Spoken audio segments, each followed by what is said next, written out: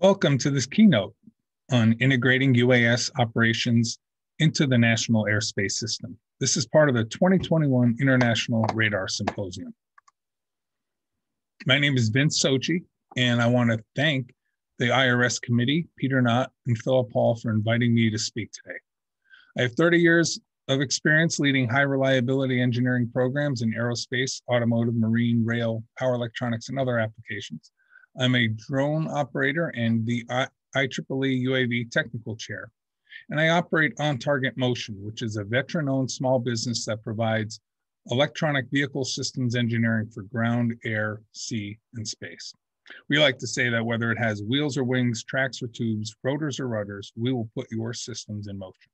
I also lead the automotive business development for National Instruments, specializing in electrification. And I've worked on radar systems for a variety of different applications. So I believe my perspective is broad enough to consider these confrontational issues like UAS in the national airspace. Let's look at our agenda for today. We're going to be talking about the integration framework, all the technology enablers that support it, the policy controls, and the different application challenges we have. And then we're going to talk about kind of where do we go from here. Now, I live in the US, so I know the US policies best, but I will try to keep this presentation relevant to all the global interests. And there are those of us that want to restrict UAS integration and those that want to accelerate it. So rather than just stand stalwart in our positions, I'm going to ask some questions that will need to be addressed. And these questions are not intended to lead the witness, but the answers could help us move toward mutual agreement. So we'll end with really more questions and answers, but let's identify these key questions and then face them head on. Now, the UAS community is growing, and UASs are becoming a tool as well as a threat. Now, there are good and bad actors in this environment, and there are disciplined and undisciplined users. There are opportunities to advance human capabilities and the common good for convenience, for safety, and for performance. And there are risks and dangers that could create harm or even destruction. But all depends on the user's intent and the discipline, as well as the system controls and the policing of those operations. We need an operating environment to enable our technology growth for the good guys and constrain the nefarious or neglectful missions of the bad guys. Too little control, and it's the Wild West out there, but too much control, and we lose innovation and freedom to grow. We need a path to commercial operation, including beyond visual line of sight operation, that shares the airspace with manned aircraft. The lawful users are demanding it, and the unlawful users, quite frankly, are deploying it anyway. So our response will be real critical here. We can be reactive and let it happen to us, or we can be proactive and create the future we desire. For the advancement, safety, and security of humanity, let's drive our own destiny. Let's find a path to integrate UAS into the national airspace system. This path to shared airspace is going to require us to be collaborative, not confrontational. And we need to listen to the true needs, understand the real capabilities of the technology, and then adapt to a mutually agreeable win-win approach. Let's align our arrows and our efforts to work together.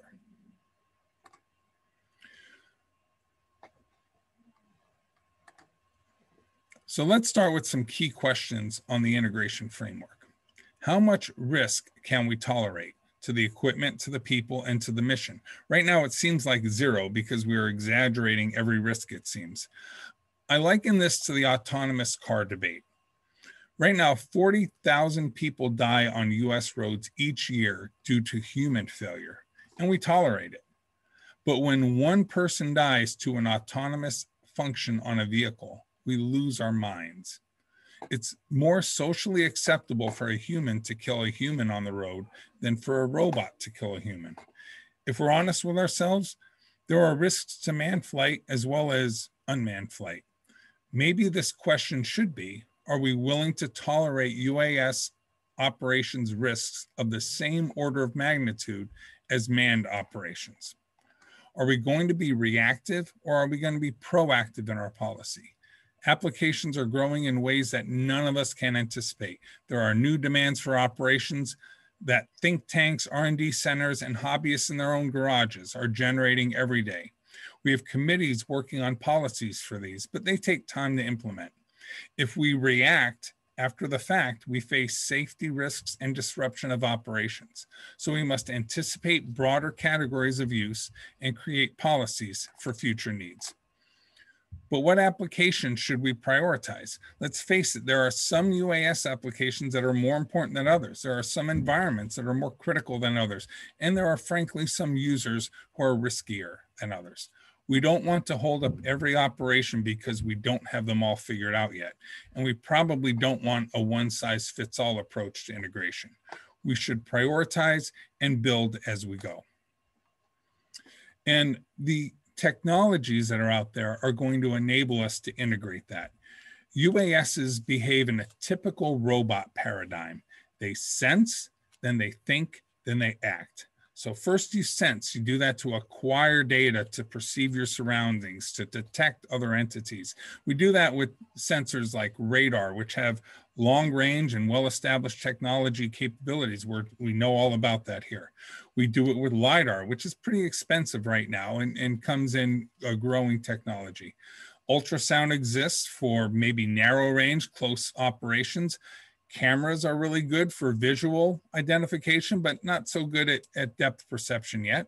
And we use the GPS to give us location awareness. Then we move on to thinking with all that data, to evaluate it, to coordinate it, and among other entities, and to decide on execution. We determine the awareness of our surroundings. We communicate with other system entities like the pilot, other actors in system, and maybe V2X communication with other vehicles. We manage all that data and we make real-time decisions. And those decisions allow us to act, where we control, we engage, we interact, we move, we respond, and we execute. We navigate and move, we do collision avoidance, we engage with other entities, maybe take some direct measurements, we interact with the automated air traffic management system, and we engage on our mission. But all three of these have to work correctly. We have FPV and VR technologies that can enable a pilot to literally feel like she's inside the aircraft. We have computing platforms that are faster and more comprehensive than the most skilled human evaluation could perform. And we have actuation systems that are far more predictable than any human behavior. So the technology is here and it's only getting better. So what can a pilot in an aircraft see, think, and act on that a fully equipped UAS cannot? The UAS integration in the national airspace depends on us trusting the remote pilot on the ground and the technology in the aircraft. Given the technology we have, is the sensing, processing, and acting of the pilot in the cockpit any better than that of a UAS? And does an unmanned system give you any see, think, or act advantages? A remote pilot could actually be less stressed, more alert, and more aware, and even less selfish in response. For beyond visual line of sight operations, we require a visual observer with eyes on the aircraft and direct communication back to the remote pilot in command. If we trust the human process to communicate and the technology to act, for instance, respond to air traffic and hazards, why don't we trust the technology to sense the awareness instead of the visual observer? With trusted technology, does it matter where the pilot really is? What difference does taking the pilot out of the cockpit make, if any, in terms of air traffic management and control and the established systems and procedures such as radar, ADS-B, NOTAMs, and ATC communications with the pilot? We need to work together to build no-go criteria to advance trust and certify operations. Let's define what it takes to be a trusted technology. And we do that through policy, but here's the challenge. Technology is moving faster than policy. We need a regulatory framework that can enable and support it. Policy must learn from and respond to the technology evolution. And the national airspace system is just full of controls for safety, but it also must provide enablers for users. Typically, we do that by managing the balance with waivers.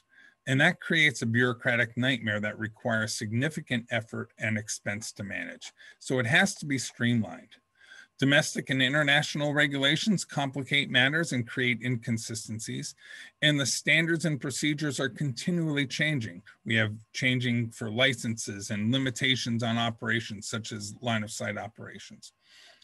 And we have systems and infrastructure that need to support that. We have air traffic management, data communication, different system architectures, and the air traffic management and controls must change with the times. Look, the users are demanding it. There's commercial users, there's government, private, academic users. And we are using systems and processes that have been around for decades. They need to be reviewed and perhaps overhauled, but regulators such as the FAA seem to be looking for one-size-fits-all solutions, such as FIMS, UTM, and USS, whereas industry and operators who are typically new to aviation operations, that they want less operation or less regulations. So we're not trusting the systems either, right? FAA says ADS-B is not an accepted solution for tracking. So let's fix it. So it is. The demands are only going to get greater. And here's one of the issues that we're all debating about, beyond visual line of sight. Various people exist in a UAS crew, all with different roles and responsibilities. And in all this, we refuse to trust the aircraft. The aircraft can perceive its surroundings far better than anyone on the ground can, including the visual observer. Instead, we're going to trust that the visual observer sees any hazards, relays them back to the rest of the crew, who then coordinate, decide, and communicate back to the aircraft so it can respond. Now, for many of the commercial applications being developed, a visual observer is not a practical role. Think about the case of one hospital delivering an organ for transplant to another hospital. A VO can't follow that UAS the whole route. If they could, they just deliver it themselves. So rather than saying, no, that beyond visual line of sight application is not allowable, let's consider how can we make this application safe enough? Our debate should not be yes or no. It should be here's how. Now, are we over-engineering the integration solution? My view is that we are in danger of over-engineering the solution rather than leveraging existing tried and proven ATC technologies and processes for manned aviation to accommodate UAS with appropriate upgrades. We have a visual observer response system that is far more complicated and failure prone than an automated sense and avoid system on the UAS. We need to evaluate the limitations of our infrastructure, our systems, and our policies and technologies, then fill the gaps needed to create a trusted framework. Given the performance advantages, if any, of manned and unmanned systems, what freedoms and regulations should be placed on each type of system? Now, my view here is that the risk gap between manned and unmanned systems is not as big as many may think. There are things that manned systems do better, and there are things that unmanned systems do better. But it's the cumulative system risk that needs to be evaluated to build trust. I hypothesize that given the right technology and infrastructure, UAS operations can be trusted in the national airspace. But we can't just be looking at the good actors. There are bad actors too. Can we police them? Can our policies enable legitimate users while preventing nefarious uses? Just like any other system, from people on the subway to cars on the street, we need to detect bad users and we need to counter them. Our regulations need to enable quality applications, but also provide safety and security against neglectful users. And these applications are going to stretch our regulations. There will be applications in maintenance and mapping and missions and monitoring and movies and moving people and products around. And that's just some of the M's. These users are going to create applications we cannot anticipate, and they will need to operate in national airspace. We can tell them no, or we can develop policies that evolve with and perhaps leverage innovative technologies. We need to address the challenges of commercial needs versus safety and security. And we need to build an infrastructure to support long-range, beyond visual line of sight applications in controlled environments. So to do that, what risk modeling is needed to vehicles in the air and to people on the ground? What approval and certification processes are needed for new applications, new equipment, and new users? And does taking the pilot out of the cockpit really make a difference in terms of air traffic management and control and any established systems or procedures such as radar, ADS-B, NOTAMs, ATC comms, etc.? Can we make scalable privileges, or do we need a one-size-fits-all regulation from the FAA? Can we make privileges dependent on the industry or the UAS operators, maybe their licensing credentials? Can we prioritize pace over perfection? Can policies be good enough to be safe enough for a controlled expansion of UAS into the national airspace? Well, the FAA has been supportive, and they have a UAS traffic management pilot program that is giving us hope. It's a step in the right direction. You can see the link there for more information. It's a horses for courses approach to having systems available for various users to operate UASs in the national airspace with scalable requirements and services.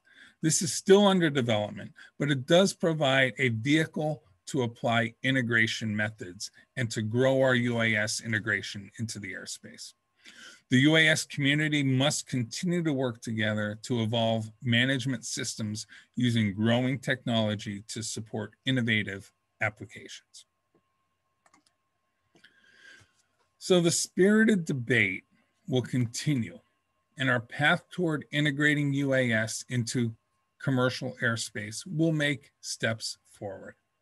The questions we discussed herein will fuel the criteria for acceptance to deploy unmanned operations into the national airspace. We need to keep working to make our technology more capable, safer, and more secure.